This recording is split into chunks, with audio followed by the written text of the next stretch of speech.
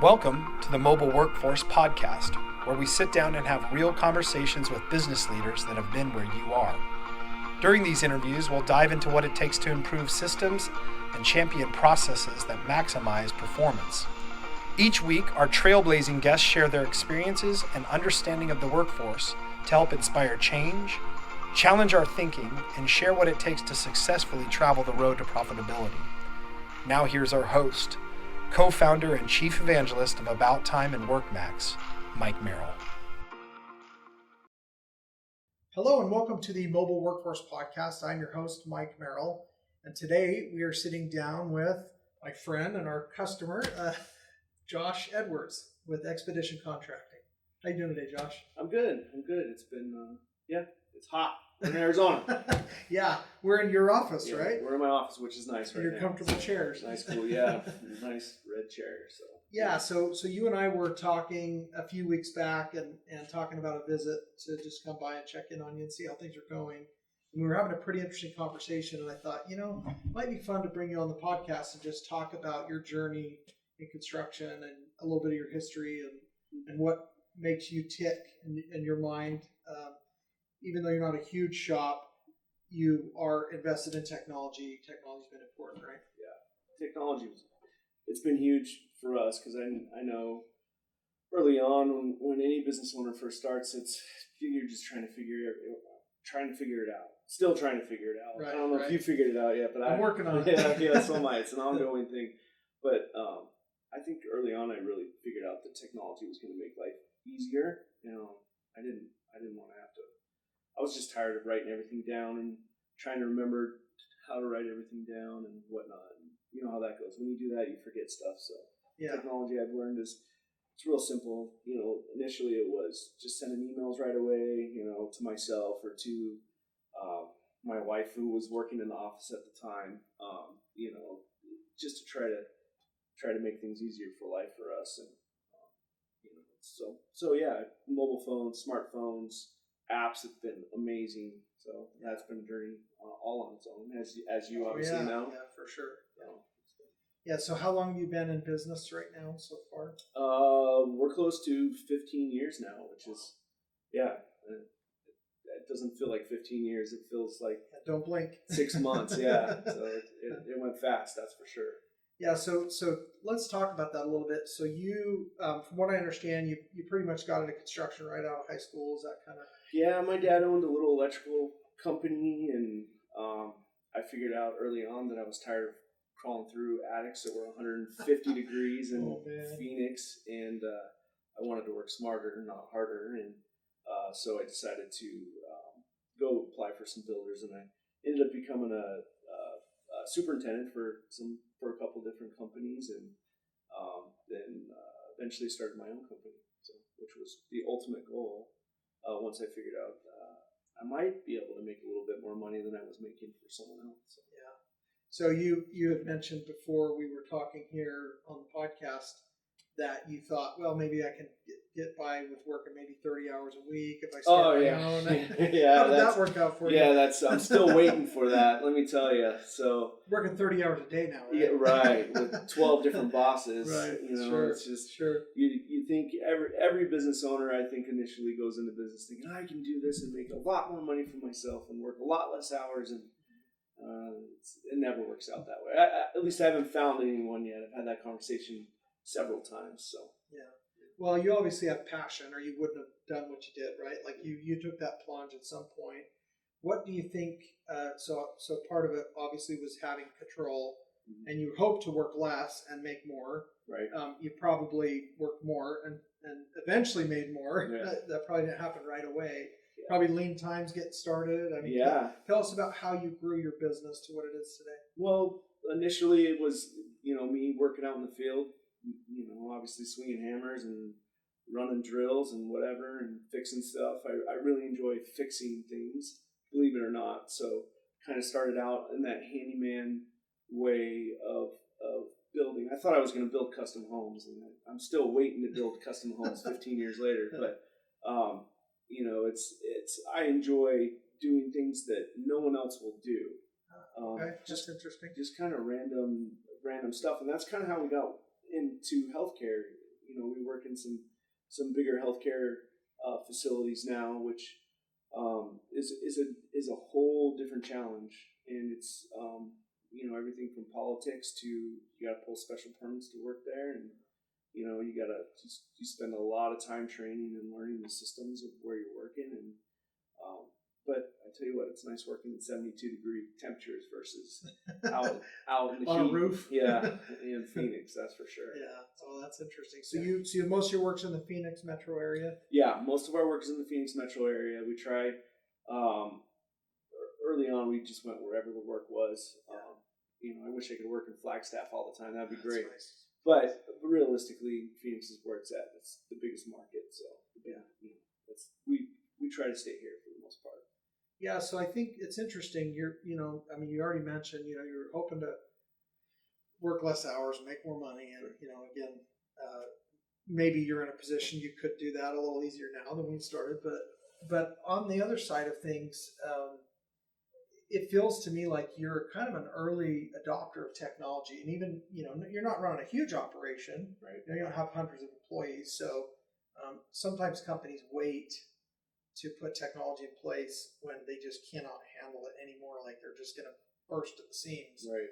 because choking on paper and spreadsheets and all these other, broken processes. I think I found where technology made us more successful was just the fact that I didn't have to spend the time working through paperwork, and I was trying to be more efficient, trying to do it without an office and try to stay mobile, I guess, more so than spending hours. I watched my dad for years working he'd come home after doing jobs and he'd work in the office for hours.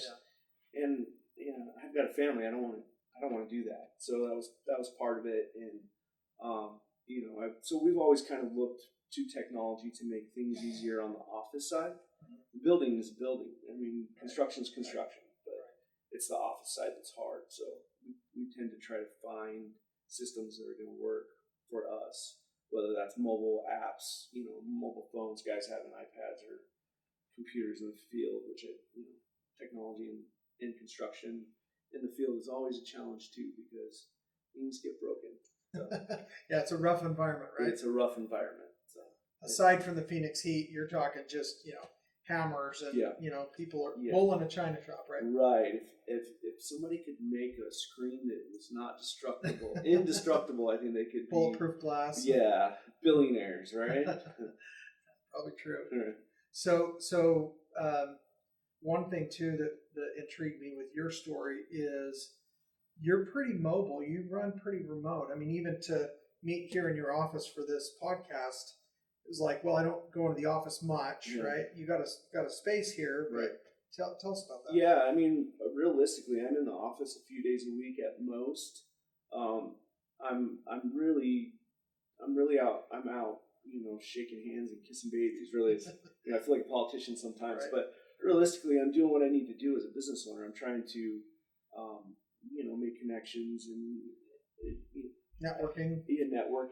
And as you know, as a business owner, you're always selling. So it's you don't want your clients to feel like every time you're there asking for money or something. Right. But at the same time, you're always just trying to help and realistically talk up your company, and you're trying to get that next job for your employees. Yeah, so that's really what we do. So I've been able to spend more time doing that, rather than being in the office. Yeah, So you're doing some specialized work in healthcare. There's probably some security things. There's some things that you probably have to go through, some processes.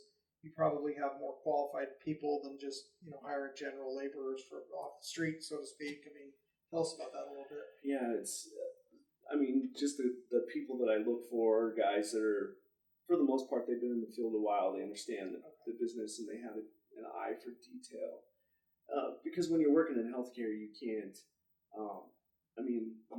You're working around. If there's patients involved or people that are sick around, you can't just go into. It's serious. Yeah, you can't be cutting a wall open, with a drywall saw or whip out a circular saw and start cutting in the middle of a healthcare environment. So it's it's very specialized. You know, you have to be. We've learned a lot over the years. You know, it's. I wish they had a school for it because it'd be really nice. But there you go. But it's different. You know, it's different, but the same. You know, what we found everywhere. You know, there's certain levels of no dust, and you gotta. You know, there's all kinds of crazy HEPA filtration things that you have to know to work in that environment. So, and maybe different hours, right? At times. 24/7, 365 days a year. Yeah. So, Okay. which is really nice. I mean, you know, on the technology side, like being able to do time tracking in the field through apps is great. You know, your company's been helpful in that, and it just makes it easier in that way. And then realistically, on Christmas Day, if there's something somebody has to work, you know, unfortunately, you know, because of technology, we're able to get those phone calls, and you know, realistically, guys can, you know, we've taken, you know, I've done meetings like mobile meetings, Yeah. you know, where I can look at something over a camera on a phone out in the field to help guys figure something out, which is you know, really nice. Yeah, So, 20 years ago, you couldn't do that. Yeah, It was you're driving 40 minutes each way. yeah, 10, 15 Right. years ago it was Yeah. harder. You know, Yeah. I mean, it really in the last few years, the mobile technology's been really nice. It's worked well for us. That's for sure.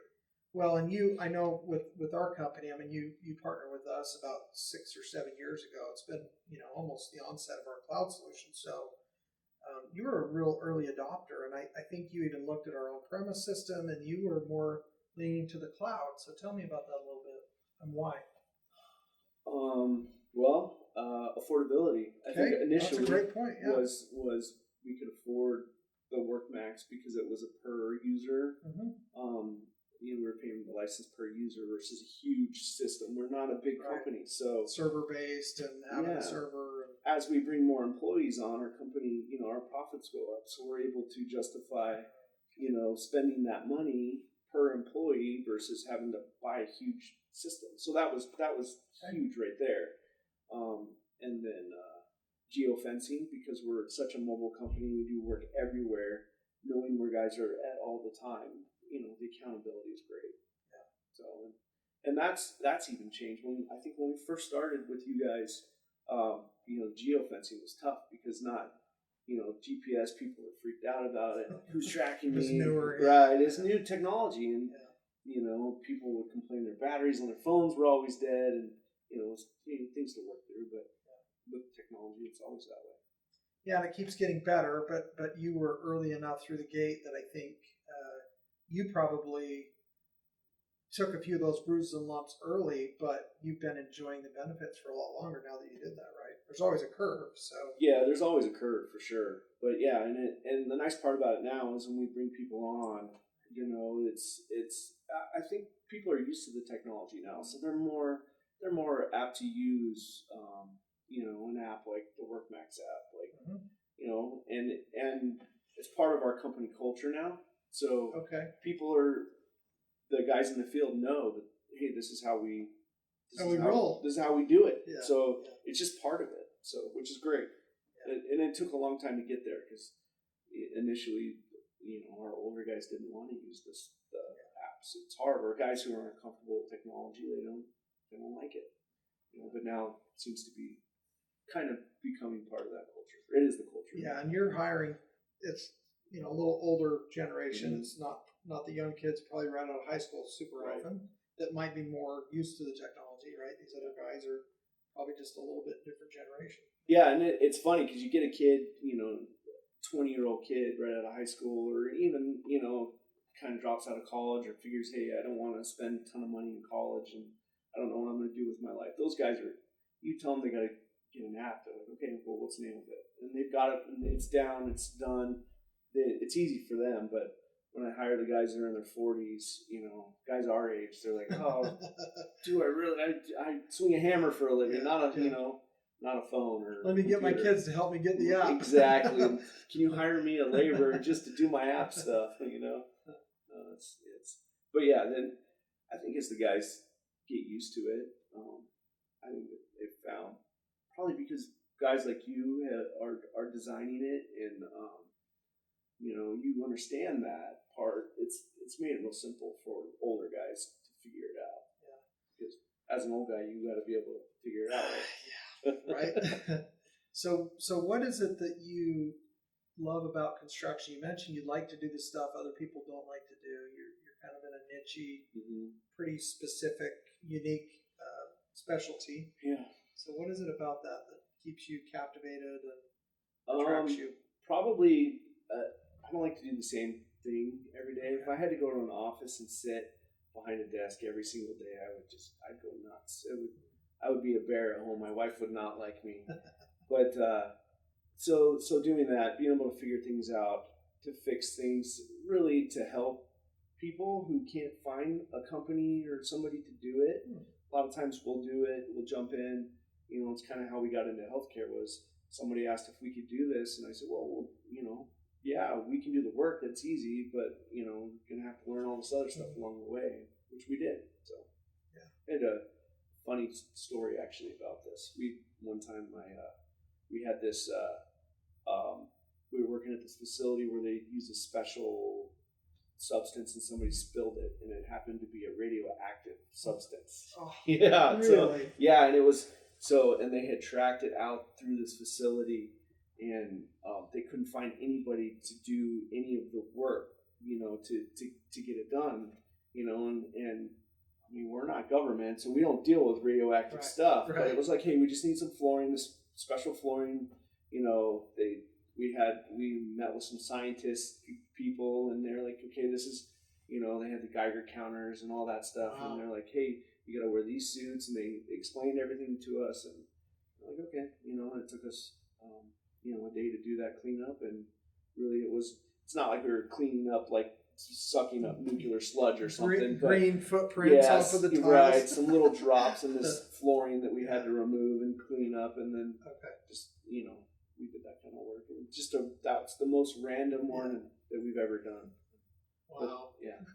Hopefully nobody from my insurance company is watching this right now. I don't know. Yeah, right. So we don't. The nuclear waste writer. Yeah, no. And it's after that, we're like, I think we probably shouldn't do that kind of work again. But, for instance, that's the kind of random work we do. We go in, and when somebody else won't do it or can't do it, we figure out how to do it. So it's enjoyable. That's awesome. Yeah. So what you mentioned technology. That's a big part of your business. You like kind of doing things different every day. As far as your peers and people that you network with within the industry, I mean, there's a lot of construction going on in the valley. You probably have subcontractors and relationships with other people. What are you hearing in the market right now? I mean, in your space, you're busy. Do you have backlog? How does the future look? And what are your thoughts about just how things are right now? Just in construction? Mm-hmm. Well, here, for the Phoenix market, it's just crazy. We can't find employees. We've got more work than we've ever had available to us, which is great. It's fantastic. I think everybody is kind of looking at the market thinking, okay, the last time it was this good, it went down really fast. Can't stay forever. Whatever goes up is going to come down eventually. So and I think that's kind of why we branched out the way we did. We've got a couple good healthcare clients, and then we've got some other commercial clients, and we're really trying to hedge against that. That downturn. If the economy turns down, we're hoping that one of the other market sections of our company will. And I make it sound like we're a huge company, but we're not. We have 11 field people, and there's 3 or 4 of us in the office, so we're 15 essentially or under. I wish I could find enough people to have 30 guys out in the field right now, but I just can't. I'm looking for, like everybody, you're always looking for good people, and it's really hard to find good people right now. Yeah, because everybody's working. So you do have enough work. You could sustain more if you could find the talent. Yeah, we could absolutely. Yeah, that's kind of what we hear a lot. I'm sure now. And keeping good guys is always hard, especially right now because as you know, everybody's stealing good employees. Yeah. It's all about the dollar. Yeah. Well, and obviously, back to something that you shared before about your culture. You have a culture of technology with your guys, Mm-hmm. and it's just kind of how you roll. What are some other things that you think have helped you to maintain that synergy within your company, and kind of, is it a family leaning business, and what's your approach to that side of the business? Yes. So family first, believe it or not. That's really one thing. Like, if one of our team members needs a last minute day off because they have a kid that has a piano recital, or parent teacher conference that came up because their kid did something silly, no problem. Family members sick, like that's what I always tell my guys, like family is first. That's the most important thing. That's why we're all here at work. We're here to provide for our families, and hopefully have a little bit of fun and do something we like along the way, and make a decent living. So that's the goal with my team, not just a big corporate number. That's awesome. Yeah. Oh, good for you. Well, you seem to enjoy what you do. I mean, you're doing well at it, and you're thriving, and you were fun to talk to on the phone when I called you. I thought, this is a pretty cool guy. I need to come and have a chat. So what, tell me this, what's something you've learned through this journey so far in business that's really helped you in your personal life? In my personal life? Mm-hmm. I'm really an introverted person. So I find like when I was younger, it was really hard for me to get out, like to have a conversation like this in front of a camera would be difficult. Right. And I think personally, I've kind of learned how to talk to people and to be able to communicate. Enjoy that really is what it is. It's just getting out of my shell and understanding, like, hey, you gotta be able to talk to people. And as a business owner, you got to be able to talk to people. Yeah. It's easier said than done sometimes. So yeah, that presentation is important. They, if you want the work, they have to have confidence in you as an individual. Right.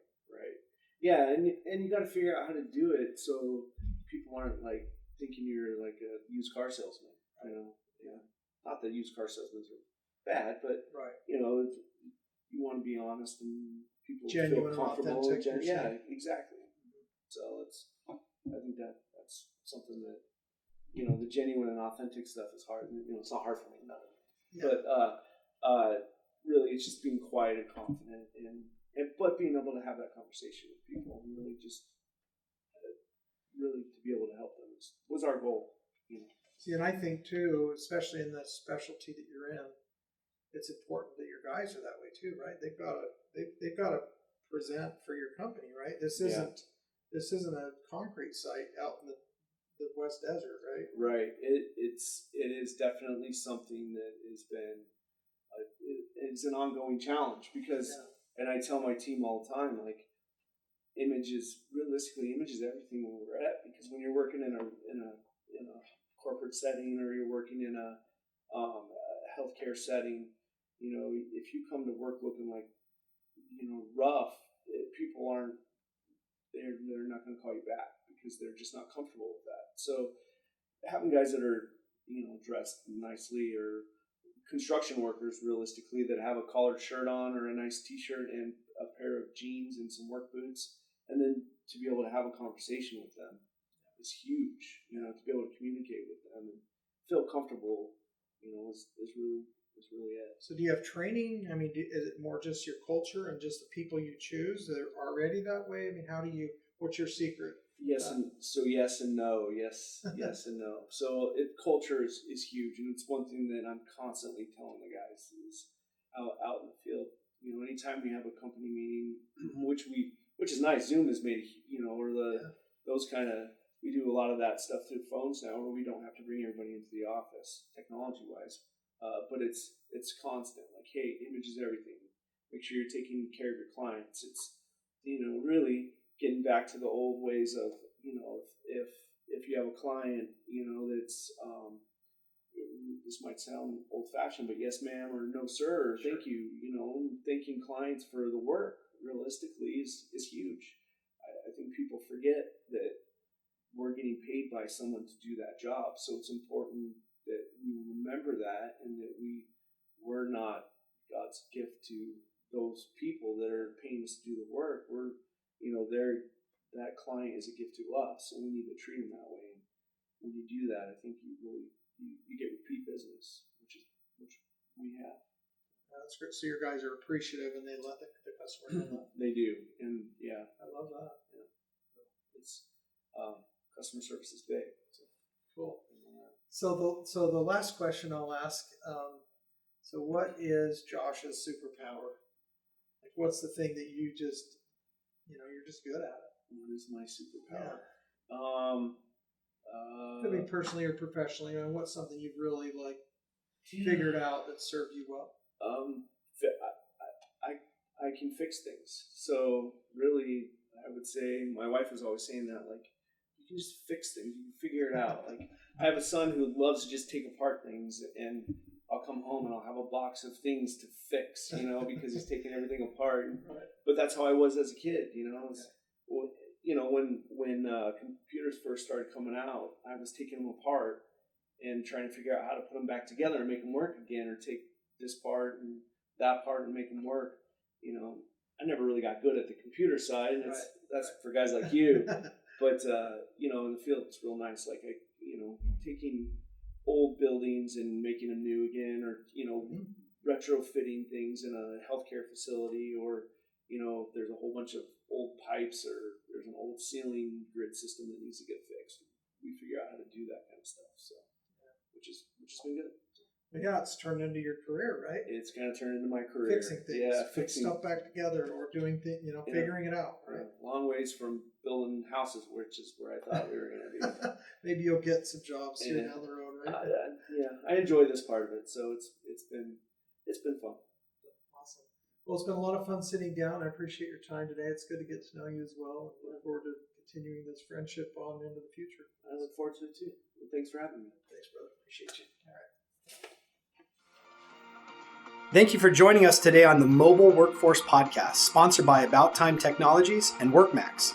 If you liked the conversation we had today, or were able to learn anything new or helpful, please make sure to follow us on our WorkMax page on LinkedIn and on Instagram at WorkMax_. And subscribe to the show on iTunes or your preferred podcast platform so you will never miss another insightful episode. Also, if you enjoyed the podcast, please leave us a 5-star rating and review, and share the show with your friends and colleagues. Your support means the world to us and will allow us to continue providing impactful information with others looking to improve their results in their business and, in turn, their life.